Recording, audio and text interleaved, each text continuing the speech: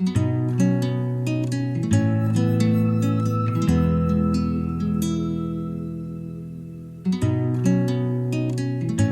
we continue our Christmas celebrations this weekend with the solemnity of the Epiphany,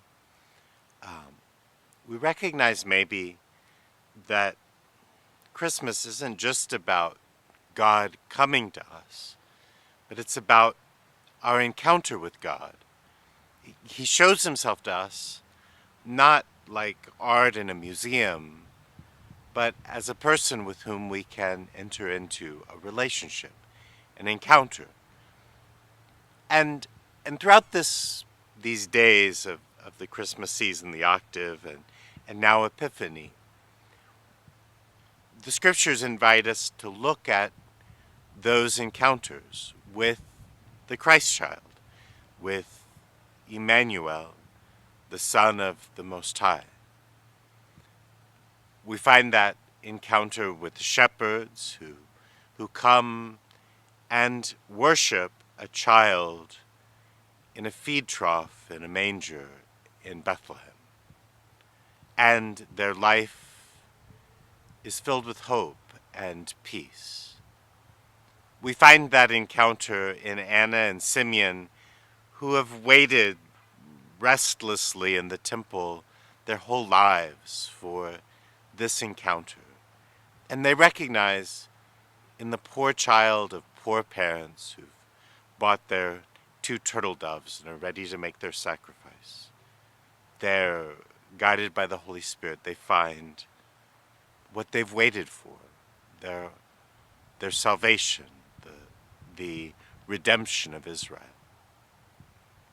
We find that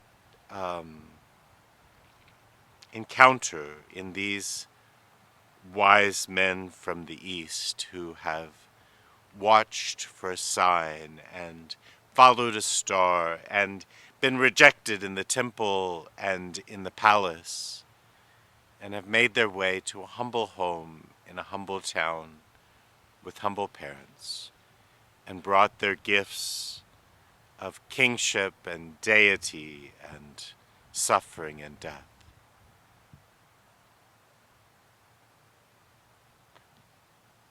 Maybe more than anywhere else, we find this encounter with Mary, who hears the words of the angel and of Joseph and of her cousin Elizabeth. She recognizes the prophecy of John, even 6 months old in his mother's womb. She hears the words of Anna and Simeon, and maybe most importantly, watches her son, as every mother does, reveal himself to her as he grows. On the one hand, how beautiful that encounter, that relationship. On the other, how difficult for Mary to make sense of what the angel told her, that this was the Son of the Most High God, as she taught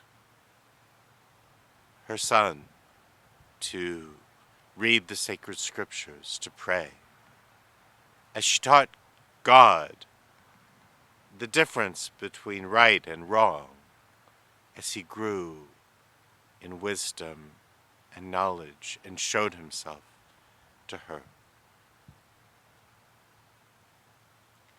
Epiphany, the revealing of God in our world, wasn't overwhelming or powerful or absolute or definitive.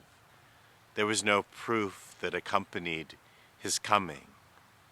So for those who encountered him, who found him, there was a relationship of faith that made them ready to encounter and find and experience and enter into relationship with God in the humble ways that he presented himself.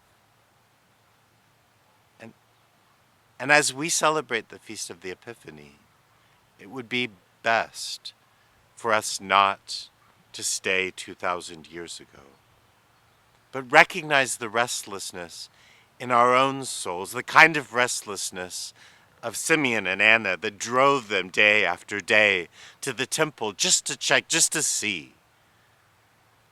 An openness that St. Augustine talked about, a God-shaped hole, something missing in us, the size of God that nothing else can fill.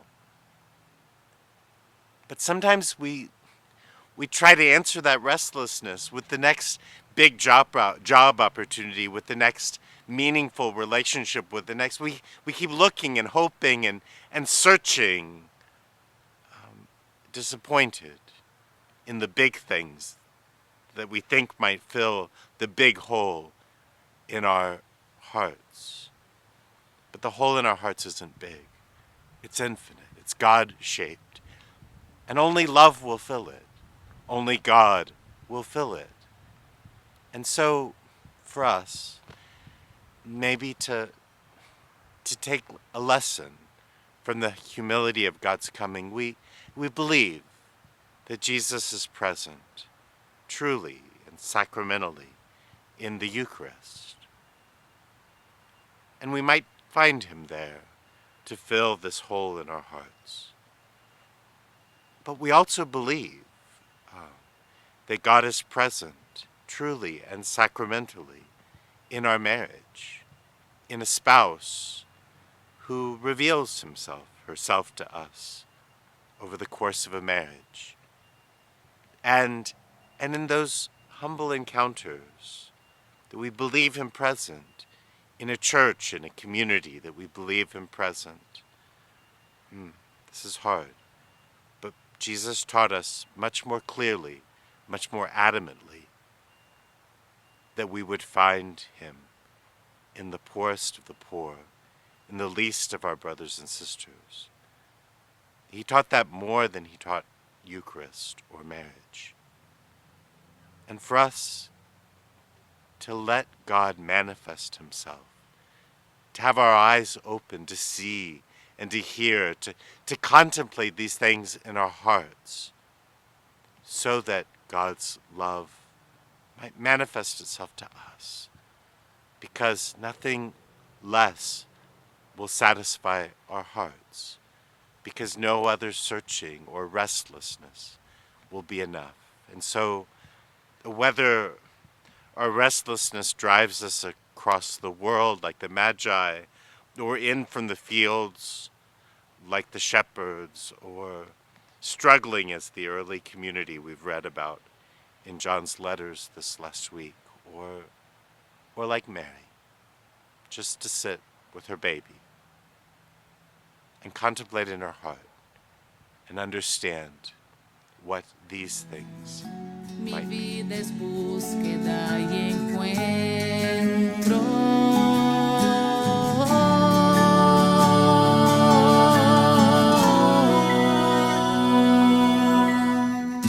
Mi vida es búsqueda y encuentro.